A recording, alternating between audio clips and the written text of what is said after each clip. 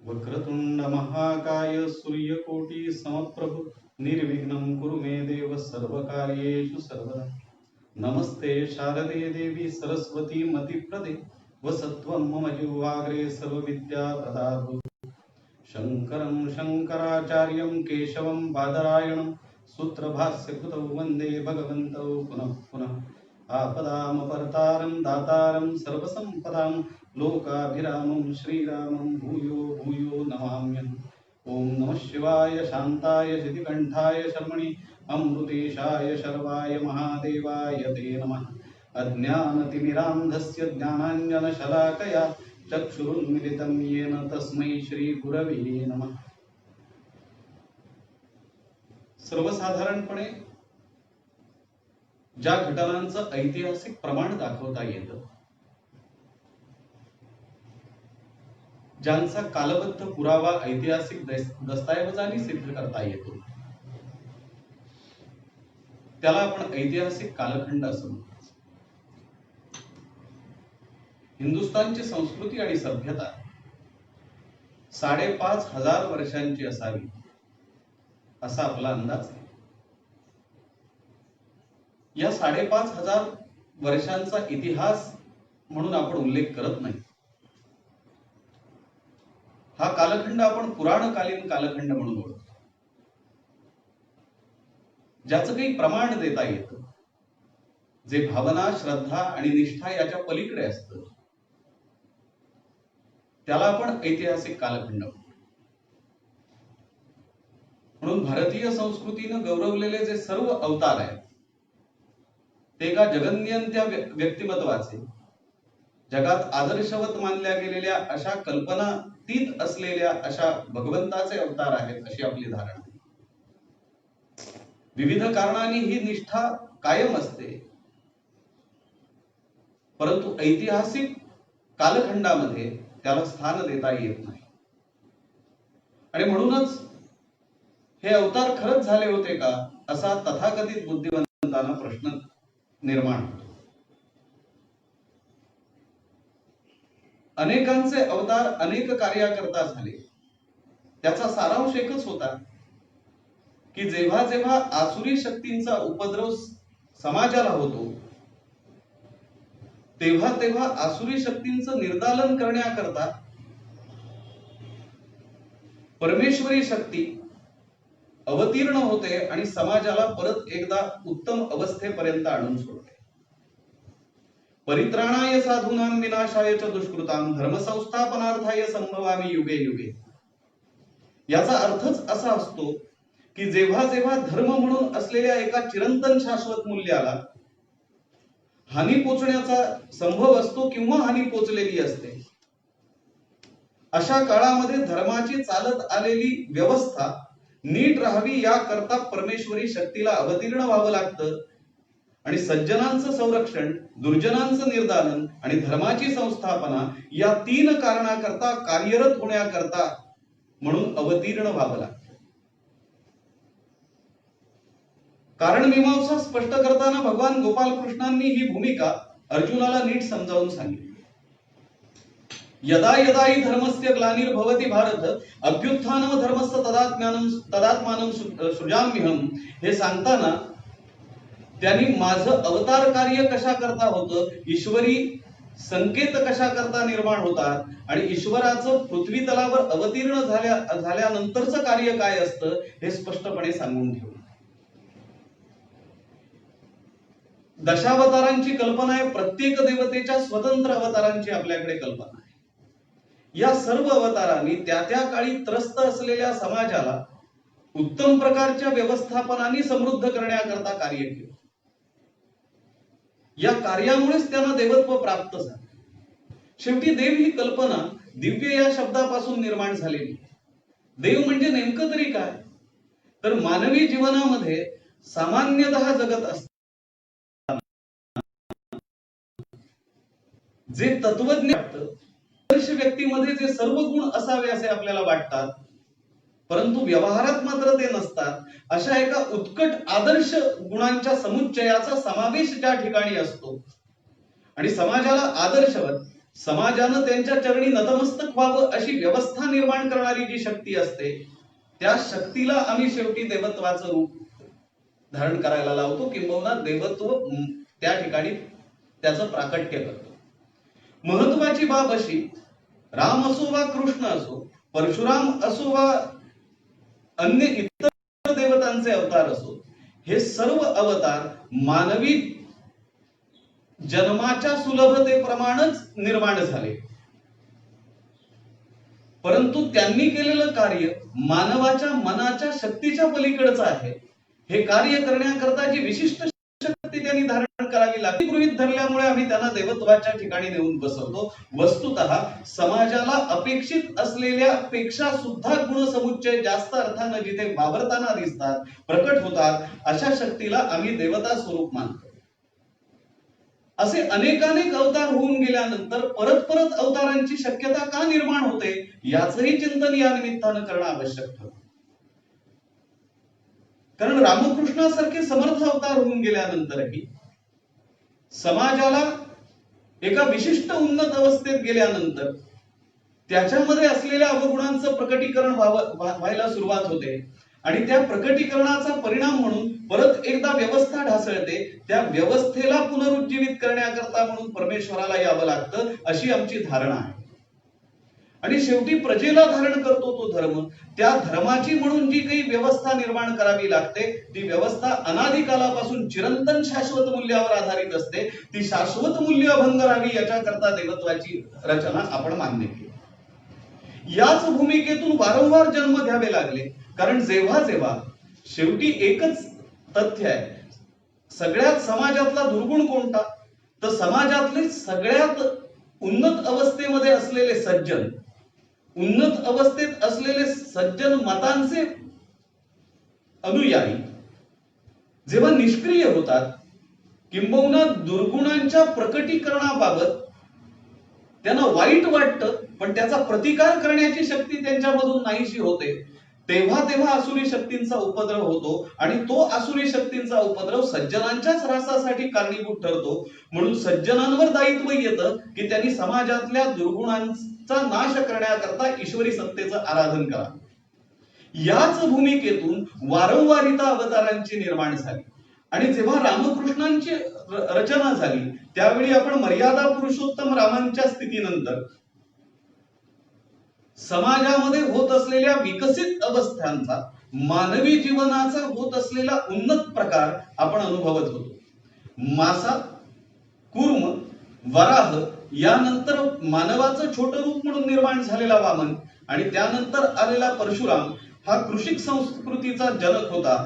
यानंतर मानव याच्या पलीकडे मर्यादा पुरुषोत्तम इथपर्यंत जाऊन पोहोचला. आणि मर्यादा पुरुषोत्तम बनल्यानंतरही जेव्हा जेव्हा मर्यादांचं उल्लंघन झालं, तेव्हा अमर्याद शक्तींचा ऱ्हास करण्याकरता म्हणून एक नीती निर्माण करावी लागली. त्या नीतीचं निर्धारण षठेशाठ्यम समाचरित या न्यायानं होतं. हे करण्याकरता म्हणून सर्वोपनिषदो गागोदोग्धा गोपाल नंदना या गोपाल कृष्णांच्या न्यायाचा, कृष्ण नीतीचा अवलंब करावा लागला. शेवटी मानवी अवस्था भगवान तथागत बुद्धांपर्यंत जाऊन पोहोचली, जी मानवाच्या मानवी सबलीकरणाची सर्वात उत्तम अवस्था होती. पण या अवस्थेनंतरही वारंवार घडत असलेलं अवस्थांतर, भौतिक साधनांचा होत असलेला मानवी समाजावरचा अनिष्ट परिणाम, या सगळ्याचा विचार करून म्हणून नंतरच्या कालखंडामध्ये या देवतांच्या नावाने युद्ध व्हायला लागली. आम्ही शैव आहोत, आम्ही वैष्णव आहोत, आम्ही शिवाचे उपासक असलो तर आम्ही वैष्णवांना त्रास देऊ, विष्णूला आम्ही मानणार नाही, आणि विष्णूचे उपासक असलो तर आम्ही शैवांना मानणार नाही. अशा प्रकारचे केवळ मतभेद निर्माण झाले असं नाही, तर इतिहास साक्षी आहे की या अनुयायांमध्ये, यांच्या अनुयायी असलेल्या राज्य व्यवस्थांमध्ये तुंबळ युद्ध झाली. एकमेकांच्या मूर्ती समुद्रामध्ये बुडवण्यापर्यंत आमचा इतिहास पोहोचला. खरं तर हे दशावतारानंतरचे भारतीय संस्कृतीचे दुर्दैवाचे दशावतार होते.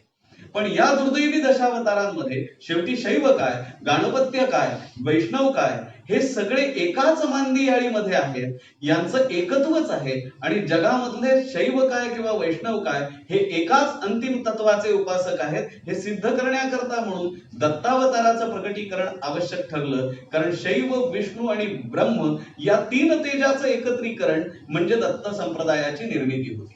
भगवान दत्तात्रेयांच्या या निर्मितीनंतर भगवान दत्तात्रेयांनी निर्माण केलेल्या आणि त्यांना आद्यजनक मानल्या जाणाऱ्या दत्त संप्रदायाच्या विस्ताराकरता म्हणून पहिला अवतार, ज्याला दत्तप्रभूंचा आद्य अवतार असं म्हणतात, त्या श्रीपाद श्रीवल्लभांच्या अवताराची जन्मकथा येऊन पोहोचते. कशासाठी होती दत्त संप्रदायाची रचना?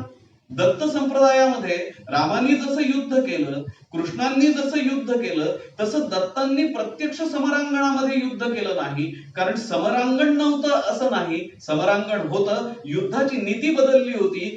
आता शस्त्रांनी युद्ध करणं आवश्यक नव्हतं, शास्त्रांनी युद्ध करण्याची आवश्यकता होती. नवे नवे मानवी मनातील असलेल्या दुष्प्रवृत्तींची युद्ध करण्याकरता म्हणून शास्त्रावर आधारित समाज रचनेची निर्मिती आवश्यक होती. म्हणून सर्व संप्रदायांमध्ये एकत्व येण्याकरता दत्त संप्रदायाची रचना झाली.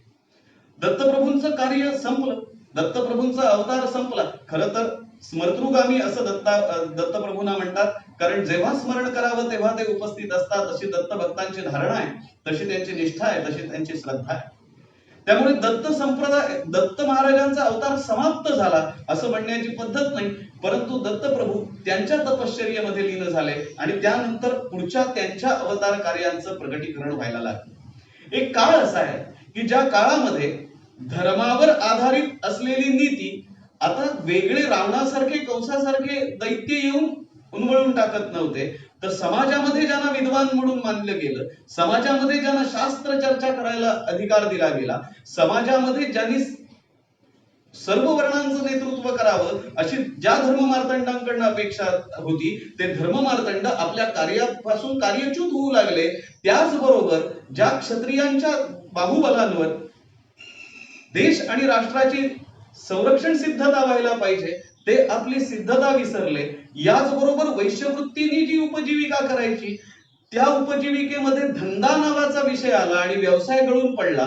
त्याचबरोबर ज्या सेवकांनी उत्तम सेवा करावी, त्या सेवकांचं सेवा कार्य हे अर्थार्जनावर अवलंबून राहिलं. या स्थितीमध्ये असलेल्या पद्धतीचा धोका ओळखून म्हणून या पहिल्या अवताराचं प्रकटीकरण आहे. अप्पलराज शर्मा आणि सुमती या दाम्पत्याच्या पोटी श्रीपाद श्रीवल्लभांचा जन्म झाला. कोण होते अप्पलराज शर्मा? दत्तावताराचं वर्णन करणारा श्री गुरुचरित्र हा सरस्वती गंगाधरांनी लिहिलेला ग्रंथ. पण श्री गुरुचरित्राप्रमाणेच दत्तप्रभूंच्या लीलांचं वर्णन करणारे अनेक ग्रंथ उपलब्ध आहेत. याच ग्रंथामध्ये असलेली जी विष्णू दत्ताची कथा आहे, त्या विष्णू दत्ताच्या कथेवर आधारितच हा अवतार आहे.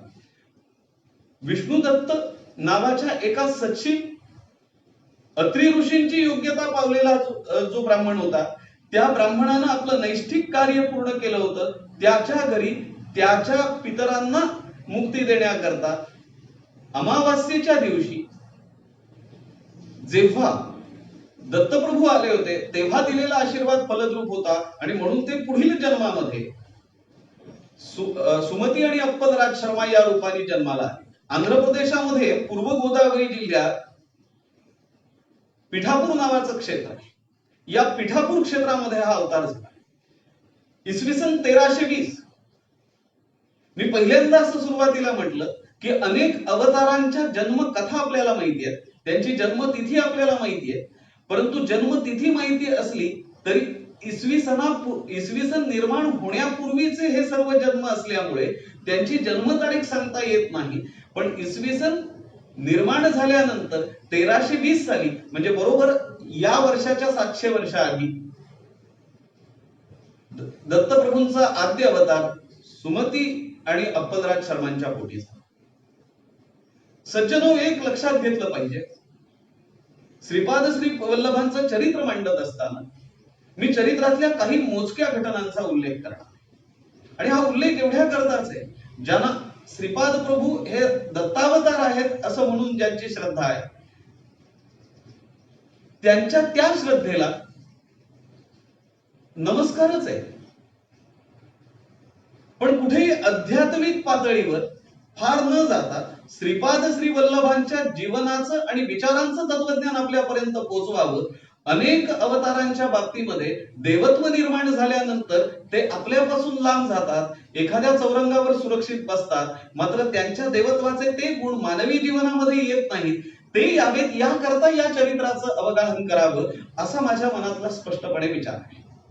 आणि म्हणून श्रीपाद श्रीवल्लभांचं आध्यात्मिक साधना, श्रीपाद श्रीवल्लभांचं चरित्रामृताचं पारायण, श्री गुरुचरित्राचं पारायण हे ज्यांची श्रद्धा आहे, ज्यांची निष्ठा आहे त्यांनी अवश्य करावं. पण त्याचबरोबर श्रीपाद प्रभूंचं जीवन व्यतीत करण्याचा जर प्रयत्न करता आला तर त्यांच्या जन्माला 700 वर्ष होत असताना 700 वर्षानंतरही त्या जीवनाची सूत्र बदलली नाहीत आणि ते जर आपण अंगामध्ये बांधलं तर श्रीपाद श्रीवल्लभांची ती दैवी स्थिती आपल्यालाही प्राप्त होऊ शकते हे आपण लक्षात घेतलं पाहिजे.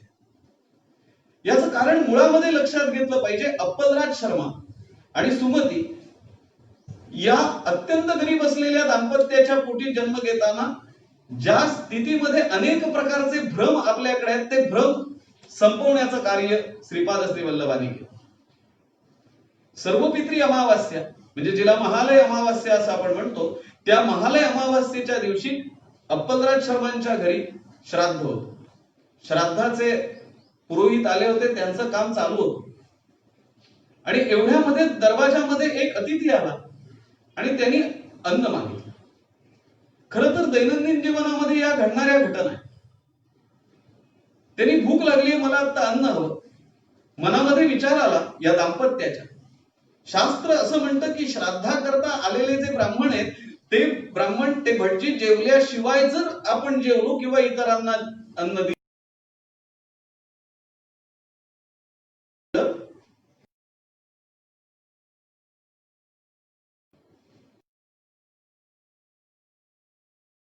ते त्यांनी ग्रहण केलं.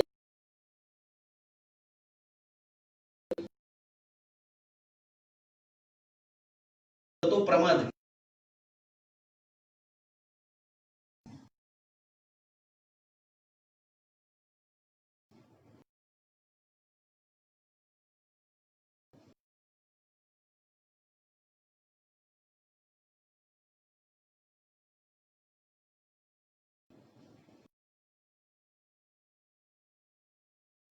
श्राद्ध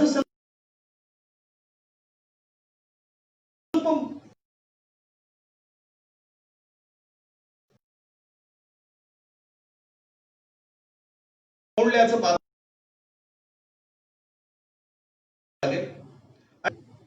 गृहस्थाश्रम स्वीकार भुकेलेला असा जो अतिथी आहे त्याची भूक शमदान केलं नाही लागेल अशा सत्सद विवेक आवाहन होतं. त्या बुद्धीनं दिलेल्या श्राद्धाला आलेले मागून जेवले तरी तत्पूर्वी ज्याला खर्च आहे जो गृहस्थ पहिल्यांदा धर्म पार पाडू यामध्ये आला आणि अतिथीचा सत्कार केलेलं गेलं ते अन्न अतिथीनं. माझा धर्म काय असावा हे सांगणं आहे. श्रीपादामध्ये जन्माला येतं केवळ निवस्थेवर नाही, त्याला आवश्यक तत्वांवर सनातन या शब्दाने अर्थ 6 नित्य म्हणजे तो नित्य नवीन जो माणूस असेल त्याला पहिल्यांदा अन्नदान केलं. मानवी जीवनाचा जन्माला श्री वल्लभांनी सांगितलं आणि म्हणून या अर्थाने की मानवी जीवनातले मंत्र एकेका घटक वल्लभांनी कसे दिले हे अन्न घेऊन तृप्त म्हणाला. ब्राह्मण देण्यापूर्वी तुम्ही मला तृप्त तुला काय हवं असेल ते माग असं मागितल्यानंतर सुमतीनं त्याच्याकडे मागणं केलं. आलेला अतिथी साधा नाहीये तिनं ओळखलं. तिनं एवढंच म्हटलं की तुम्ही अवधूत वेशामध्ये आलेले, भविष्य काळामध्ये काही परमेश्वराचा अवतार होणार आहे असं सांगितलं जातं, लोक बोलतात.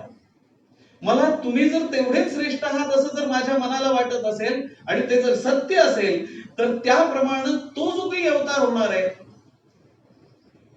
तो अवतार मला दाखव, त्या अवताराचं मला दर्शन दे. अत्यंत प्रसन्न अंतःकरणाने. याचं कारण समाजाला ज्याची गरज आहे, समाजाची बिघडलेली घडी विस्कटलेली घडी परत एकदा स्थिर होण्याकरता जी आवश्यकता आहे त्या आवश्यकतेचा विचार करून समर्थ असलेल्या त्या अतिथीजवळ ते मागितलेलं मागणं त्या समर्थ अतिथीला पसंत पडलं होतं. माझ्या जीवनाकरता, वैयक्तिक जीवनाकरता, माझ्या संसाराकरता आपण जगूच नाहीये असंच आमच्या धर्माची आज्ञा आहे. त्या धर्माच्या आज्ञेप्रमाणे हे दाम्पत्य वागत आहे याचा विलक्षण आनंद या अतिथीच्या चेहऱ्यावर दिसत होता आणि त्याच आनंदामध्ये त्यांनी पुढे जन्माला येणाऱ्या समाजाला दिशादर्शक ठरणाऱ्या अशा त्या अवताराचं दर्शन घडवलं. एक 16 वर्षाचा यती समोर उभा राहिला आणि त्याचंच नाव श्रीपाद श्री वल्लभ आहे असं त्या अतिथीनं स्वतःहून सांगितलं. त्या अवधूत वेशामध्ये आलेल्या त्या अतिथीनं पुढच्या काळाची आवश्यकता असलेल्या अवताराचं ते जे स्वरूप दाखवलं. सज्जनो, मी मुद्दामून स्वरूप असा शब्द वापरला. रूप आणि स्वरूप याच्यातला फरक आपल्या लक्षात आला पाहिजे. एका मुलाचं लग्न झालं. त्या मुलाला विचारलं, तू या मुलीशी लग्न का केलं? तेव्हा तो मुलगा असं म्हणाला की हिच्यासारखी दिसायला जगामध्ये सुंदर कोणी नाही. नेहमी ऐकलेलं आपलं गाणं असतं, रूपाचं भाळलो मी. याप्रमाणे त्या सौंदर्यावर मोहित होऊन, त्या रूपावर मोहित होऊन मी हिच्याशी लग्न केलं. लग्नाचे काही दिवस सुगीचे असतात, नंतर बपू काळे म्हणतात की नंतरच्या सगळ्या रात्री या अमृतांजनच्या वासाच्या असतात. याच न्यायानं जेव्हा तिचं खरं रूप कळलं तेव्हा तो असं म्हणाला, बाह्यांगी दिसणारं तुझं उत्तम रूप होतं ते बघून मी तुझ्यावर भाळलो आणि तुझ्याशी लग्न केलं. जेव्हा तू अधिक जवळ आलीस माझ्या तेव्हा मला कळलं तुझं नेमकं स्वरूप काय. रूप हे बाह्यांगी असतं, स्वरूप हे मूलतत्व असतं. आणि म्हणून रूपाचे मुखवटे धारण करता येतात, स्वरूपाचे मुखवटे धारण करता येत नाही. ते आदितत्व असतं. आणि या न्यायानं मी असं म्हटलं की ते जे स्वरूप दाखवलं त्या स्वरूपाला सुमती महाराणींनी नमस्कार केला. नमस्कार केल्यानंतर त्यांनी हाक मारली. ती हाक मातृत्वाची धारणा करणारी होती. आई, तुला काय पाहिजे ते सांग, मी देतो. त्यावेळेला सुमती महाराणी असं म्हणाली की जगन्नियंता असलेल्या प्रभूचं हे स्वरूप मला दिसल्यानंतर माझी आता दुसरी काहीच मागणी नाही. ज्या जगन्नियंत्या शक्तीनं मला आई या रूपाने हाक मारलं ते हाक मारणं सत्यात आणण्याकरता तू मला कायमस्वरूपी आई हाक मारावी याकरता म्हणून माझ्या पोटी जन्माला ये. त्यांनी तथास्तु म्हटलं आणि एक सुंदर वाक्य ते बोलून गेले. ते असं म्हणले, मी तुला आई असं हाक मारलं आणि आई ह्या सादाला उत्तर देताना मी तुझ्या पोटी जन्माला यायचंही मान्य केलं. परंतु आमचं शास्त्र असं सांगतं की कधीही आईनं मुलाला नमस्कार करू नये. आईनं मुलाला नमस्कार केला तर मुलाचं आयुष्य क्षीण होतं, कमी होतं, अल्पायू होतं. मी आदितत्व आहे. आदितत्वाला आयुष्याची मर्यादा रेषा नाही. पण मर्यादा रेषा नसली तरी मानवी जीवनात, मानवी देहधारणेनंतर मला मानवी जीवनाचे नीती नियम पाळावे लागतील. आणि म्हणून मी तुझ्या पोटी जन्म घेईन, पण तुझ्या सान्निध्यात फक्त 16 वर्षात. 16 वर्ष तुझ्या जवळ राहील, तुझ्या संस्काराचं सिंचन माझ्यावर घडेल. मातृत्वाची सुलभ भावना तुझ्यामध्ये जी जागृत झालेली आहे ती ओतप्रोत भरलेली असेल, तिचं समाधान करेन.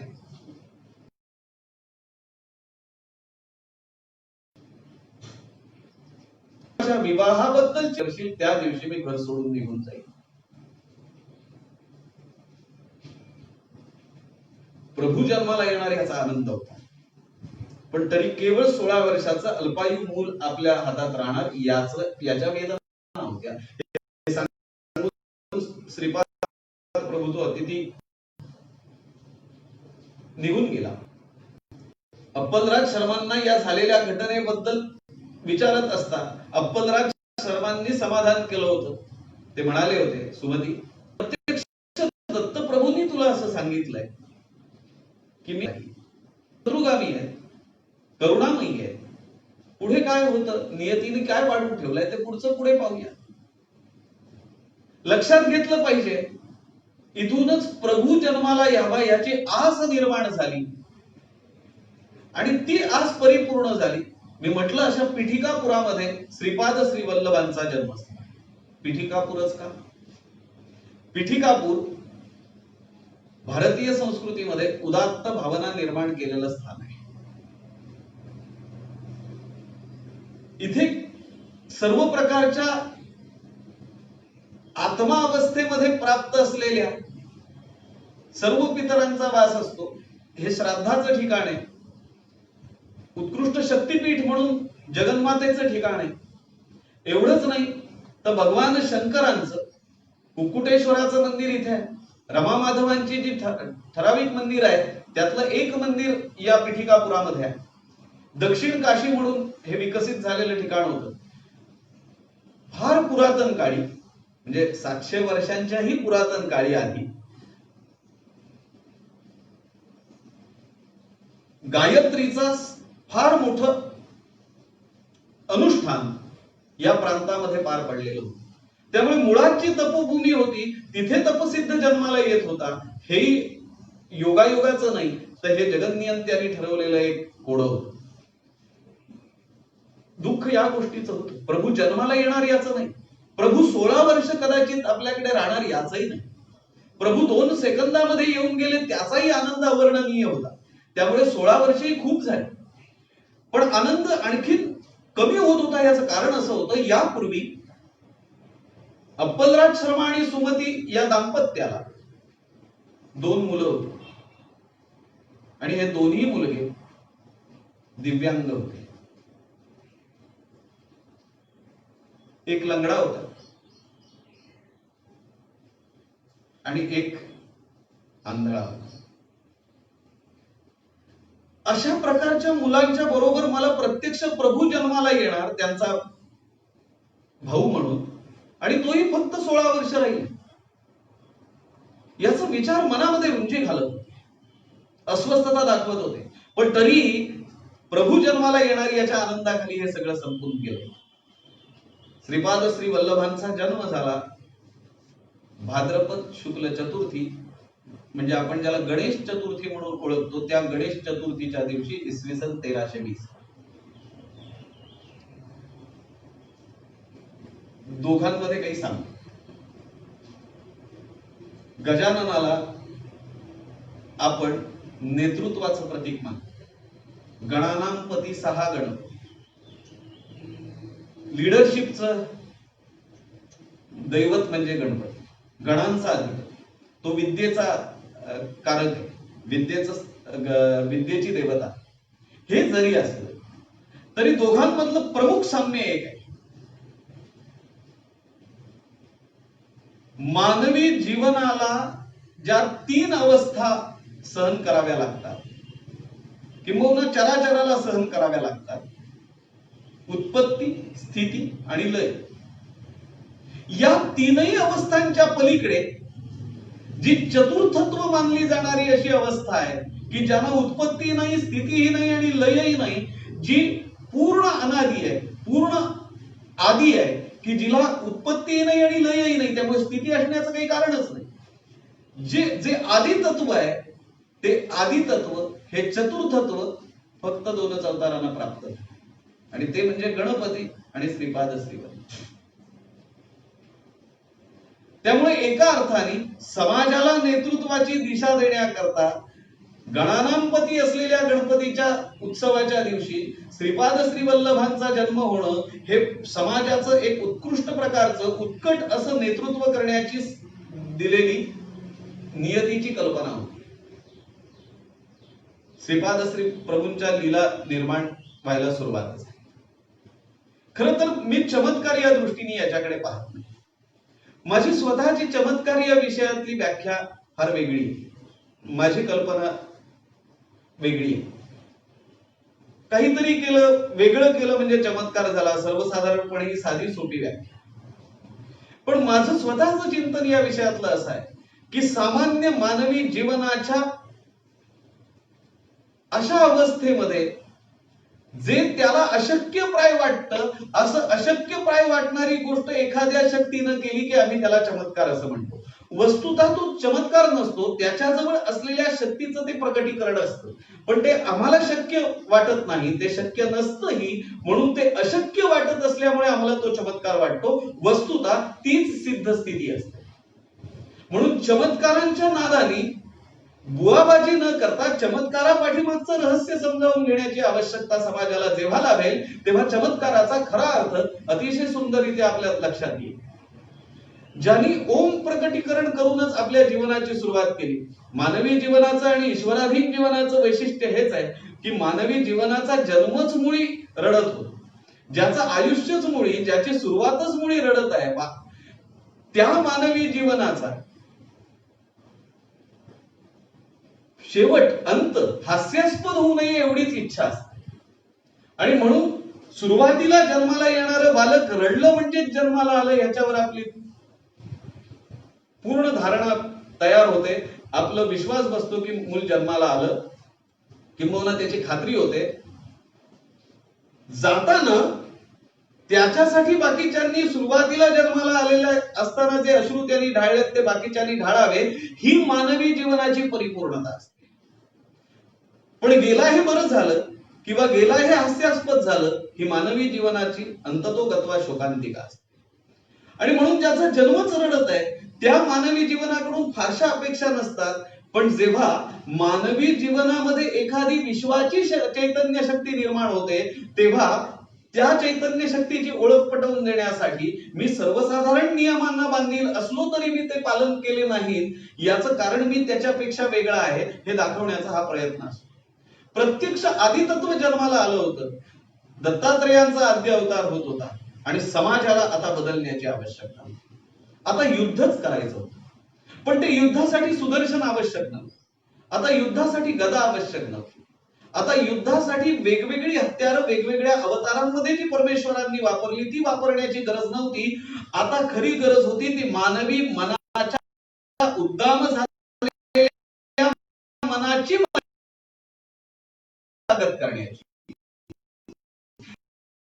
त्याच्यावर संस्कारांचं सिंचन करण्याची आणि मानवी जीवनात हे दिशा श्रीपाद श्रीवल्लभ अट्टहास होता. 16 वर्षात पूर्ण ते लहानपणीच. खरंच समृद्ध जीवनाकडे आपण एखाद्या पाहिलं तर आपल्या लक्षात येईल की मोठं झाल्यावर आपण काहीतरी मोठं करू असं वाटणारे मूर्खांच्या नंदनवनात राहत असतात. म्हणून संस्कारांची शिदोरी लहान वयांमध्ये घ्यायची असते. कारण स्वराज्याची स्थापना 17व्या वर्षी व्हायची असेल तर त्याच्या आधी त्याच्यावर संस्काराचं उदक सिंचन व्हावं लागतं. ज्ञानेश्वरी मोठं झाल्यावर लिहू असं जर ज्ञानेश्वर म्हणाले असते तर कदाचित भावार्थ दीपिका जन्मालाच आली नसती, हेही आपण तपासून पाहिलं पाहिजे.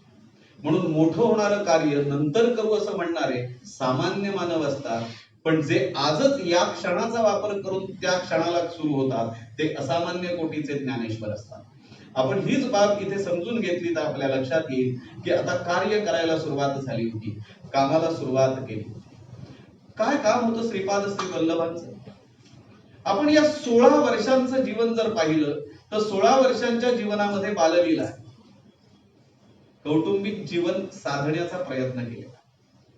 पण मला आपल्याला मूलतः सांगायचं, ज्यांना कुणाला श्रीपाद श्री वल्लभांचे चमत्कार आणि लीला पाहिजेत त्यांनी श्रीपाद श्री वल्लभांच्या चरित्रामृतामध्ये त्या जरूर वाचाव्यात, अभ्यासाव्यात. पण त्या चमत्कारांच्या पाठीमागचं शास्त्र जाणून घेण्यासाठी काही गोष्टींचं दिग्दर्शन या निमित्तानं व्हावं, ही माझी या पाठीमागची भूमिका. काय होतं नेमकं, कशा करता हा जन्म होता याचं अवगाहन या निमित्तानं लक्षात ठेवलं पाहिजे. मी सुरुवातीला असं म्हटलं की आता युद्ध करायचं होतं, पण ते युद्ध शस्त्राने नव्हतं. शास्त्राचं युद्ध ऐकण्या इतकी आमची मनाची मशागत झालेलीच नव्हती. आम्ही कुणीतरी पंडित आहोत असं आम्हाला सातत्यानं वाटत होतं, पण मुळामध्ये ज्ञानी असणारा माणूस पंडित आहोत या आविर्भावात कधीच नसतो. त्याची ज्ञानाची तहान ज्याची कायम अपूर्ण राहते त्याचं समाधान त्याला गाठेपर्यंत दमछाक होते. सातत्यानं काहीतरी अर्जित करावं असं वाटत राहतं आणि परमतत्वाचा शोध घ्यावा असं वाटत राहतं. त्या परमतत्वाच्या शोधाचा प्रवासी हा खरा पंडित असतो, हे या निमित्तानं सांगायचं होतं. सज्जन हो, तुमच्या माझ्यासारखाच हा झालेला जन्म होता. पण तरीही ईश्वरी अवतार असला तरी त्याला मानवी जीवनाचे नियम चुकले नव्हते. अंगावरचं दूध पुरेसं नाही म्हणून घरामध्ये असलेल्या गायीचं दूध द्यावं तर गायही दूध देत नव्हती. आणि आपल्याला लक्षात घेतलं पाहिजे श्रीपाद श्री वल्लभांचे जे आईचे वडील होते, आजोबा होते, त्यांच्या घरी कालाग्निशमन दत्तांची मूर्ती होती, त्याची पूजा ते नित्य करत असत. आणि कालाग्निशमन दत्तांची पूजा करत असताना कालाग्निशमन दत्त त्यांच्याशी बोलत असत. त्या दोघांचं इतकं अनुसंधान होतं की जर दोघांनी बोलले नाहीत तर एकमेकांना चैन पडत नसत. कालाग्निशमन दत्तांना विचारलं गेलं, अरे जर हे साक्षात दत्त प्रभू असे आहेत तर यांच्या मातोश्रीच्या अंगावरचं दूध यांना का मिळत नाही, ते कमी का पडतं? आणि मग त्याचं उदरभरण व्हावं याच्याकरता गोठ्यात असलेली गाय जी आहे ती गायही परिपूर्ण दूध का देत नाही? मानवी जीवनाचे चटके सहन करायचे असतील तर हे अपरिहार्य, पण त्याचीही व्यवस्था झालेली होती. त्याचं उत्तर असं दिलं, ज्या वेळेला त्याची गरज वाटेल त्यावेळी नियतीनं ती व्यवस्था केलेली असते. होता की आलेल्या संकटांनी व्यथित होऊन कार्यनाश करण्यापेक्षा त्या संकटावर उपाय शोधण्याचा प्रयत्न केला पाहिजे. आणि म्हणूनच त्यांना आवश्यक असलेली गाय नंतरच्या काळामध्ये कोणीतरी आणून दिली होती आणि त्यांचं उदरभरण झालं. एक लक्षात घेतलं पाहिजे की या निमित्तानं परत एकदा मी कोणीतरी वेगळा आहे म्हणून मानवी जीवनाला मिळत असलेल्या ज्या सोयी सुविधा आणि चटके आहेत तेच मला लाभलेले आहेत. मी तुमच्यापासून वेगळा नाही, कारण तुम्ही आणि मी शेवटी एक आहोत हे सांगण्याचा हा अट्टाहास होता. यातून पुढे सुरुवात झाली आणि त्यानंतरच्या काळामध्ये समाजाला बदलण्याचं चित्र स्वतः रेखाटायला श्रीपाद प्रभूंनी सुरुवात केली. साधी साधी गोष्ट सांगून दिली. श्रीपाद श्री वल्लभांनी आपल्या चरित्रातून 12 आदेश समाजाकरता सांगून दिले. कोणते होते 12 आदेश? त्यापैकी 3 आदेशांवर की ईश्वरी तत्व मुळात कुठे असतं हे आपल्याला लक्षात येईल. अनेक जे साधू संत सज्जन तथाकथित निर्माण झाले त्या सर्वांनी सांगितलं, तुम्ही माझं नाव घ्या, माझं भजन करा, मी ईश्वर आहे. पण प्रत्यक्ष आद्य प्रभूचा दत्तप्रभूंचा अवतार असताना सुद्धा श्रीपाद श्री वल्लभांनी कधीही माझं नाव घ्या असं सांगितलं नाही. ते म्हणले, तुमची जी कुलदेवता आहे, तुमची जी इष्ट देवता आहे, तुमची जी आराध्य देवता आहे, तुम्हाला जी देवता आवडते त्या देवतेचं तुम्ही चिंतन करा. त्याचं चिंतन तुम्ही मनापासून केलं की मला ते पोचतं, मी कृतार्थ, मला त्याचा आनंद होतो. स्वतःच जीवनाचं उदात्तीकरण करण्याचा प्रयत्न केला नाही, कारण जे स्वतःच सोनं असतं त्याला परीक्षा लोकांना घ्यावी लागते.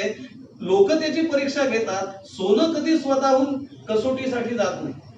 याचं कारण ते सोनं आहे, याचा त्या सोन्याला साक्षात्कार असतो. तुमच्या माझ्या डोळ्यांना ते जाणवत नाही म्हणून आम्ही त्याला कसोटीवर घालतो किंवा शाळीग्रामावर घासून घेतो. आणि म्हणून लक्षात ठेवलं पाहिजे की इथे त्यांनी असं सांगितलं की तुम्ही कोणाची उपासना करा, ज्या उपास्य देवतेची कराल ती मनापासून केली तर मला पोचते. यामुळे संप्रदायवादाला मूठ माती मिळाली. लक्षात घेतलं पाहिजे, शेवटी ईश्वरी तत्व एकच आहे.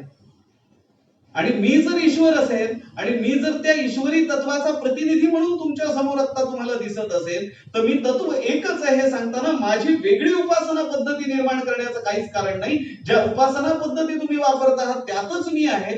एका प्रकारे दत्तप्रभूंच्या या अवतारांनी सर्वात्मक सर्वेश्वराची मांडलेली ही कल्पना होती. शेवटी कुठल्याही संप्रदायाची रचना असली तरी एकाच परमतत्व असलेल्या त्या अथांग सत्तेकडे ती जाते. ते अथांग तत्व असं आहे की तुम्ही रामाची उपासना केली तरी माझ्यापर्यंत पोहोचते, कृष्णाची केली तरी माझ्यापर्यंत पोहोचते, विष्णूची केली, शंकराची केली तरी माझ्यापर्यंत पोहोचते. ते परमतत्व मी आहे. त्यामुळे संप्रदाय पद्धतींमुळे होणारा वाद पुढच्या काळामध्ये संपुष्टात आला. ही सामाजिक क्रांती होती, कारण धर्मसत्ता अबाधित राहण्याकरता आपापसात मध्ये असलेल्या मतभेदांना तिलांजली देण्याचं हे काम. आणि म्हणून हिंदू समाजाचं सगळ्यात मोठं नुकसान कोणी केलं असेल तर ते इतर पंथीयांनी किंवा धर्मीयांनी केलेलं नसून हिंदू समाजातच निर्माण झालेल्या संप्रदायवादांनी आपलंच नुकसान करून घेतलं. हा दुर्दैवानं सत्य पण स्पष्ट इतिहास. त्याला मुठमाती देण्याचं काम श्रीपाद प्रभूंनी केलं. ही पहिली गोष्ट. दुसरा आदेश दिला की तुम्हाला ईश्वरी भक्ती करायची आहे ना, मग ईश्वरी भक्ती करायची असेल तर तुम्ही पहिल्यांदा एक काम करा, ईश्वर शोधायला शिका. ईश्वर कैलासावर नसतो, ईश्वर मठात नसतो, ईश्वर मंदिरात नसतो. ईश्वर हा सृष्टीच्या चैतन्याचा प्रचंड आविष्कार आहे आणि तो तुम्हाला ठाई ठाई पाहायला मिळतो. फक्त माझ्या नजरेला चष्मा लावण्याची गरज आहे. जो चष्मा ईश्वराच्या चिरंतन शक्तीचा शोध. तो शोध कुठे होतो? तुकारामांच्या शब्दात सांगायचं झालं तर जे का रंजले गांजले त्यासी म्हणे जो आपुला. अशी जी वृत्ती साधू वृत्ती आहे ती साधू वृत्ती म्हणजेच परमेश्वर आहे. आणि म्हणून मी कुठे असतो हे सांगताना अनेक वेळा परमेश्वरांनी सांगितलं, नाहम वसामि वैकुंठे योगिना हृदये रवो मदभक्ता यत्र गायन्ति तत्र तिष्ठामि नारद. नारदा, मी वैकुंठात राहत नाही, मी मठा मंदिरात राहत नाही, योग्यांच्या हृदयात राहत नाही. आर्ततेनं जिथे माझी आठवण काढली जाते तिथे मी राहतो. याचा अधिक स्पष्टीकरण श्रीपाद प्रभूंनी दिलं. भुकेलेला जो तडफडत असेल अन्ना वाचून त्या भुकेलेल्याची क्षुधा नाहीशी जिथे केली जाते तिथेच मी असतो. आणि म्हणून सगळ्यात मोठी साधना जिथे, त्यांनी शब्द खूप छान वापरला, भरल्या पोटी लोकांना अन्नदान करणाऱ्यांच्या इथे मी असतो असं ते म्हणाले नाही. त्यांनी पहिली गोष्ट सांगितली, जिथे अन्नाची गरज आहे, जिथे अन्नाची आवश्यकता आहे, ज्या अन्न नसल्यामुळे ज्या जीवाची तडफड होते ती जीवाची तडफड जो नाहीसा करतो त्याला मी लागतो, तिथे मी असतो, तीच माझी भक्ती आहे. बुद्धावस्था ही ज्ञानावस्था आहे. ज्ञानाचं प्रकटीकरण झाल्यानंतर अहंकार वाढतो. तो अहंकार नाहीसा करून रंजल्या गंजल्यांची सेवा करा आणि भुकेलेल्याला अन्न द्या. तीच माझी सेवा, तीच माझी भक्ती, तीच धर्माची धारणा, तेच धर्माचं पालन. हे सांगणारा सगळ्यात मोठा आविष्कार दत्तप्रभूंचा म्हणजे श्रीपाद श्रीवल्लभ. इथेच ते थांबले नाही. त्यांनी परत एकदा आणखीन सांगितलं की बाबांनो, ते अन्न सत्पात्री दान करा, जिथे गरज आहे तिथे द्या. सज्जनो, 700 वर्ष साजरं करत असताना श्रीपाद प्रभूंना आदरांजली वाहायची असेल, श्रीपाद प्रभूंची भक्ती करायची असेल तर आपण आजवर दिलेलं अन्न, तथाकथित अन्नदान, या कोटीमध्ये कुठे बसतं का हे आपलं आपण तपासून घेऊया. आपल्या लक्षात येईल ते सत्पात्री कधीच नव्हतं. ते भरल्या पोटीच केलेलं होतं आणि भरल्या पोटी केलेल्या अन्नदानाला फार फार तर समाजामध्ये वाहवा मिळेल पण पुण्य गाठी पडत नाही. आणि म्हणून एक गोष्ट आणखीन लक्षात घेतली पाहिजे, श्रीपाद श्रीवल्लभांचं जे तत्वज्ञान आहे हे जगद्गुरु शंकराचार्यांच्या तत्वज्ञानाप्रमाणे होतं. ते अद्वैतवादीच होते. जसे जगद्गुरु शंकराचार्य अद्वैतवादी होते तसे श्रीपाद श्रीवल्लभ अद्वैतवादी होते. आणि म्हणून साम्य दोघांच्या मधलं काय, जगद्गुरु शंकराचार्यांनी धर्माची व्यवस्था व्यवस्थित केली, पण धर्माची व्यवस्था व्यवस्थित केल्यानंतर आपल्याजवळ असलेलं जे हेमविद्या नावाची विद्या होती ती कोणाला द्यावी असा जेव्हा प्रश्न निर्माण आला तेव्हा अर्थातच समाजातील उच्च मानल्या जाणाऱ्या तथाकथित ब्राह्मण वर्गाकडे ती सोपवावी हेच तत्कालीन पद्धतीला उचित होतं. पण जे विशिष्ट धारणा निर्माण करण्याकरता जन्म घेतात ते चालत आलेल्या निर्माण झालेल्या रस्त्यावरून जात नाहीत, तर महापुरुष त्यांना म्हणतात जे आपण जाणारी नवी वाट निर्माण करतात. महाजनो येन गतास पंथा हे तुमच्या आमच्यासाठी असतं. जगद्गुरु शंकराचार्यांनी ते ज्ञान तेव्हा ब्राह्मणांना दिलं नाही, ते गौडांना दिलं, रजोमार्गी असलेल्या. आणि त्याचं कारण सांगताना आचार्य म्हणाले होते की मुळामध्ये विद्वत्ता आहे असा समज असलेल्यांना अधिक ज्ञान दिलं तर अहंकाराचं आणखीन एक पर्व निर्माण होईल. श्रीपाद श्रीवल्लभांनी तेच तत्व पुढे चालू ठेवलं. आणि म्हणून समाजामधला हा जो भेद आहे या भेदावरचं भाष्य श्रीपाद श्री प्रभूंनी फार सुंदर. श्रीपाद प्रभूंच्या चरित्रामध्ये एक सुंदर उदाहरण आहे, एक सुंदर कथा आहे. विद्वान लोकांची चर्चा सुरू होती आणि या चर्चेला श्रीपाद प्रभूंना उत्तर द्यायचं होतं की समाजातली जी वर्ण व्यवस्था आहे या समाजातल्या वर्ण व्यवस्थेमध्ये वैश्यांच्या मुंजीला वेदोक्त मंत्र म्हणावे तो अधिकार त्यांना आहे. लक्षात घेतलं पाहिजे, चेतनेचा आविष्कार म्हणजे श्रीपाद प्रभू, परमतत्वाचं मानवी रूप म्हणजे श्रीपाद प्रभू. त्यांनी दिलेला निर्णय हा समाजाने मान्य केला असता, कारण ते ईश्वरी तत्व होतं. चालत आलेल्या पद्धतीप्रमाणे निर्णय दिला असता तरीही काही कुणी वेगळं बोललं नसतं. पण श्रीपाद प्रभूंनी दिलेलं उत्तर समाजांनी आपल्या मनामध्ये कोरून ठेवण्यासारखं आहे. श्रीपाद प्रभू म्हणाले होते, परत श्रीमद भगवद्गीतेचं तत्वज्ञान एका वेगळ्या वळणावर जात होतं, आणि म्हणून जेव्हा पूर्वी सांगितलेल्या तत्वज्ञानाचा नव्याने अर्थ सांगावा लागतो तेव्हा ईश्वरी सत्ता अस्तित्वात येते. जेव्हा समाजामध्ये ती उदासीनता होती, समाज गलित गात्र अर्जुनाच्या रूपाने झाला होता, तेव्हा चातुर्वर्ण्यम मया सृष्टम गुण कर्म विभागशः असं गोपालकृष्ण म्हणाले होते. चातुर्वर्ण्य हे समाजामध्ये कायम राहतात. ब्राह्मण, क्षत्रिय, वैश्य, शूद्र हे पूर्वीचे होते. क्लास 1, क्लास 2, क्लास 3, क्लास 4 हे नवे समाजाचे चातुर्वर्ण्य आहे. त्यामुळे ही व्यवस्था कायम राहणार आहे. पण या व्यवस्थेमध्ये ज्या भगवद्गीतेमध्ये सर्व भगवद्गीता सांगून झाल्यावर गोपालकृष्ण असं म्हणाले होते, मी तुला नवीन काहीच अर्जुना सांगत नाही. मी जे सांगतोय ते यापूर्वी सर्वोपनिषदो गावो दोगदा गोपालनंदना, सर्व उपनिषदांनी जे सांगितलेलं आहे त्या उपनिषदाचं नवसार मी तुला सांगतोय, नव्याने तो अर्थ तुला समजून देतोय.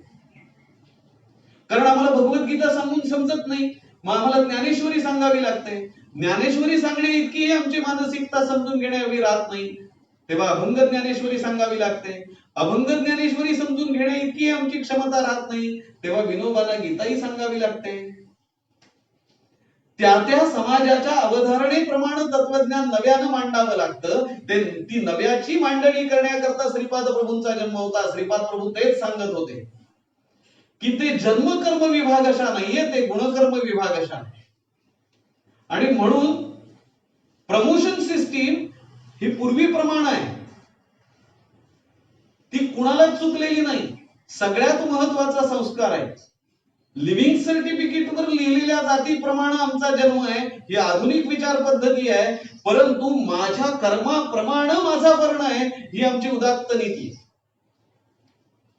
आणि त्या नीतीला अनुसरून जो आपल्या धर्माची, आपल्या वर्णाची नीती उत्कृष्ट रीतीने पालन करतो, तिथे वेदोक्त आणि पुराणोक्त असा कोणताही वाद उद्भवत नाही. त्यामुळे वेदोक्त मंत्रांचा वापर, वेदोक्त मंत्रांचा विचार, वेदोक्त मंत्रांची रचना ही वैश्य समाजासाठी केली पाहिजे, असा विद्वत सभेमध्ये क्रांतिकारक निर्णय श्रीपाद श्रीवल्लभांनी दिला. समाजाला परत एकदा नव्या चेतनेकडे नेण्याचा हा एक व्यवस्थित मार्ग होता.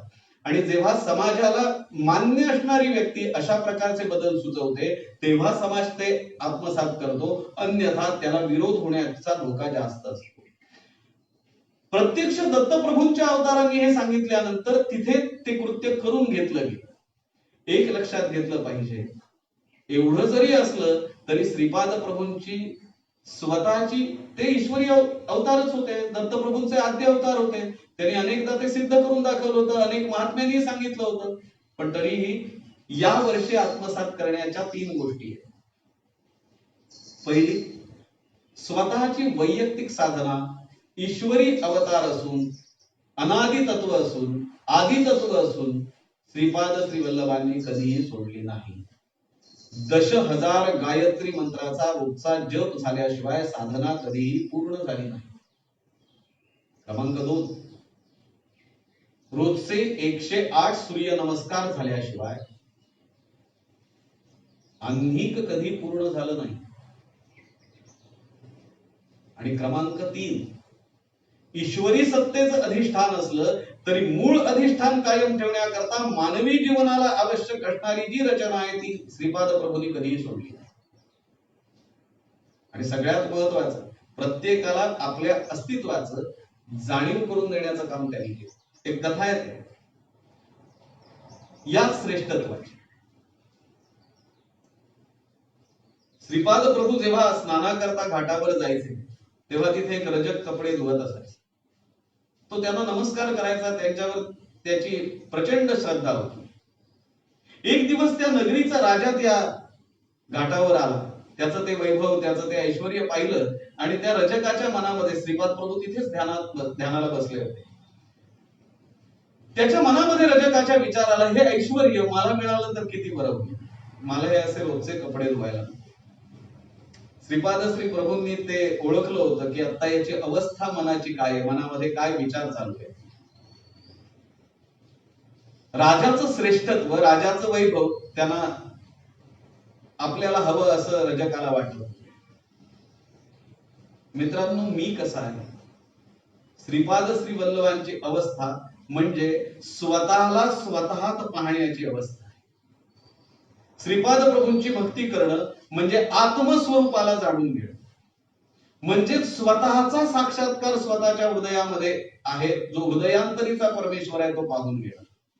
आणि सज्जनांनो, श्रेष्ठत्व याच्या आपल्या कल्पना फार वेगळ्या. एक उदाहरण देऊन उत्तरार्थाकडे वळ. एक कथा येते. महाकवी कालिदास आणि महाकवी दंडी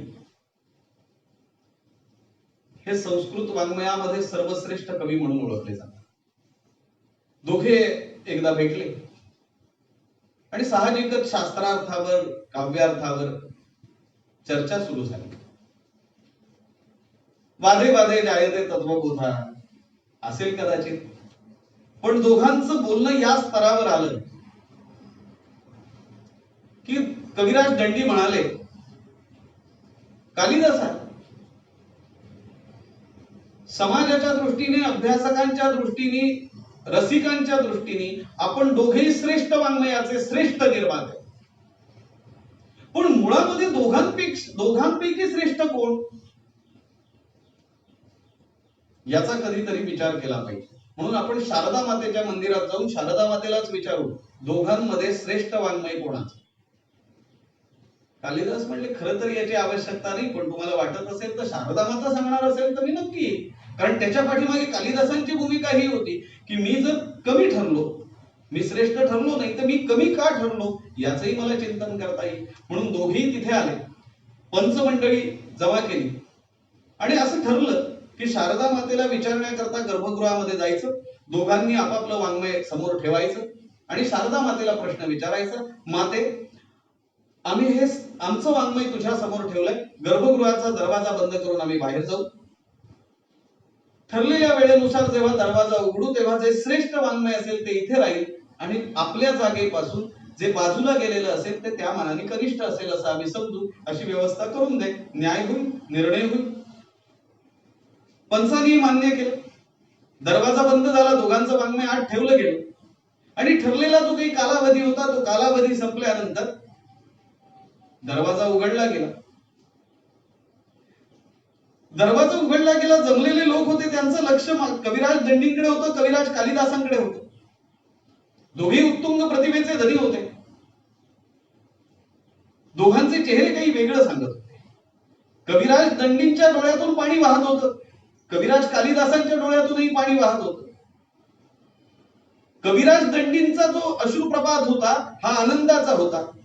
याचं कारण त्यांचं वाङ्मय स्थिर दिसत होतं, जिथे ठेवलं होतं तिथेच. आणि कविराज कालिदास पाहत होते, तिथे त्यांचं वाङ्मय दिसलं नाही म्हणून मनस्वी अश्रू येत होते, ते दुःख होतं. आपलं कुठे दिसतं का साहित्य वाङ्मय म्हणून ते पाहत होते आणि मग वाईट वाटलं आणि शेवटी त्यांनी विचारलं, शारदांबे, शारदे, माझं साहित्य कनिष्ठ ठरलं असतं तर मला दुःख झालं नसतं. कोणाचं तरी श्रेष्ठ असायचं, कोणाचं तरी कनिष्ठ असायचं. कनिष्ठ असतं तर मी ते श्रेष्ठ व्हावं यासाठी प्रयत्नही केले असते, मला त्याचं नाही वाईट वाटलं. पण माझं साहित्य तुझ्या गर्भगृहामध्ये ठेवण्यासारखं नाही असं समजून ते तू बाजूला करून टाकलायस, ते दिसत नाही, याचं मला अति दुःख होतं. तेव्हा शारदांबा प्रगट झाली आणि शारदा माता म्हणाली, कालिदासा, हा दृष्टीतला फरक असतो. तुमच्या दोघांमध्ये वाद होता श्रेष्ठ वाङ्मय कोणाचं, त्या वादावर निर्णय कसा करावा हे तुम्ही दोघांनी सांगितलं होतं एकमताने पंचांच्या उपस्थितीमध्ये, म्हणून तो निर्णय मी केला की दोघांमधलं सर्वोत्कृष्ट साहित्य, सर्वोत्कृष्ट वाङ्मय कविराज दंडींचा, याबद्दल वाद असण्याचं काहीच कारण नाही. पण तुझा दुसरा आरोप चुकीचा आहे, मी तुझं वाङ्मय नाहीच नाही. श्रेष्ठ साहित्य कोणतं तर कविराज दंडीचं निषिद्ध करून दिलं.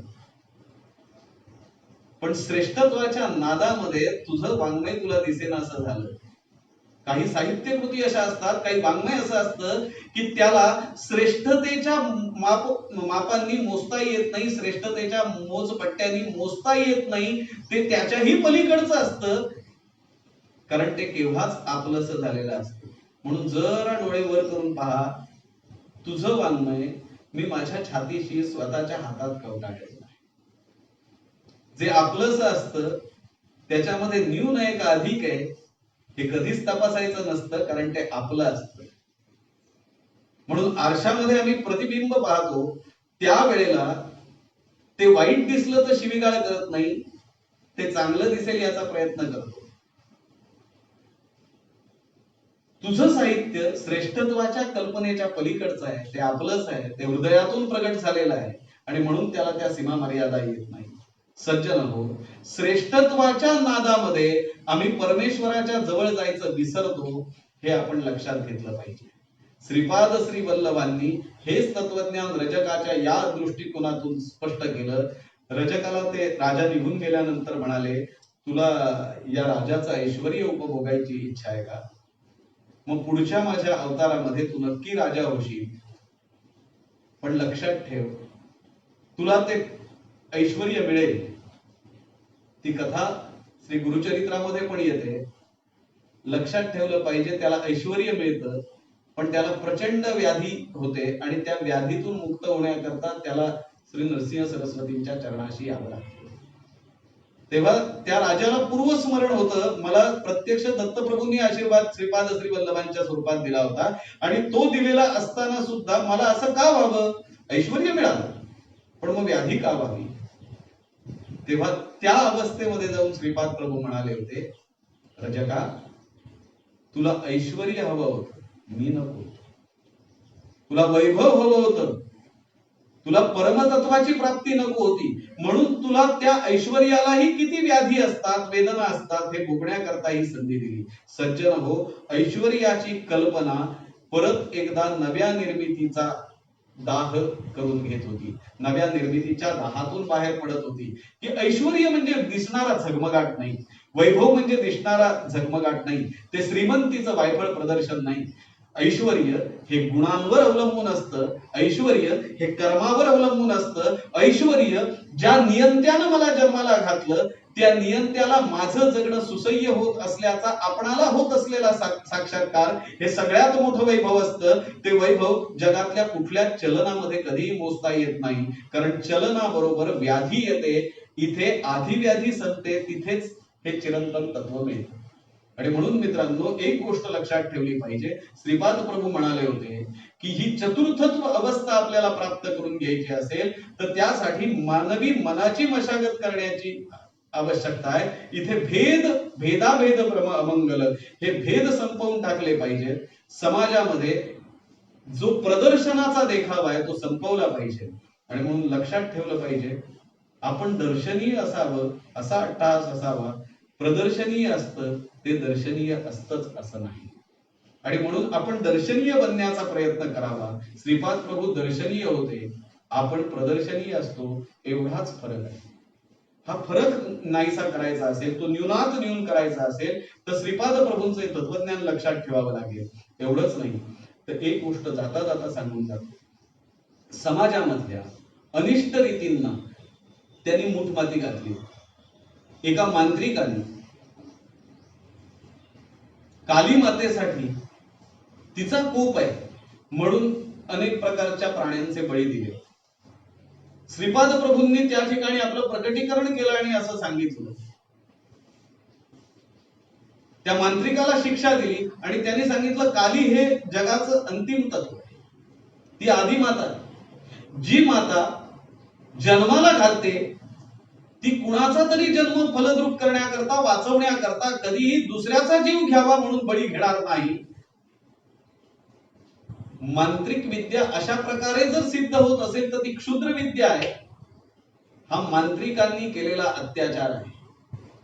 ईश्वराशी सरळ बुद्धीनं मागितलेली कोणतीही गोष्ट स्वीकारण्याकरता कुठलाही बळी लागत नाही, ही तत्कालीन समाजाला दिलेली देणगी समाज हेतुपुरस्सर विसरला, कारण अनेकांची पोट भरण्याकरता म्हणून त्याची आवश्यकता होती. समाजामध्ये श्रेष्ठत्व मिळवण्याकरता ज्या ब्राह्मण वर्णाने प्रयत्न केला, जे श्रेष्ठत्व त्यांच्याकडे होतं, त्या श्रेष्ठत्वाची व्यापकता श्रीपाद प्रभूंनी स्पष्ट केली.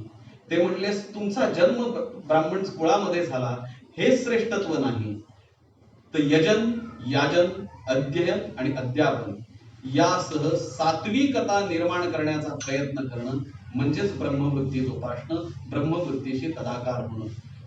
या व्याख्येमध्ये जर आपण बसवलं तर आपल्या लक्षात येईल बरेचसे यातून बाद झालेले दिसतील.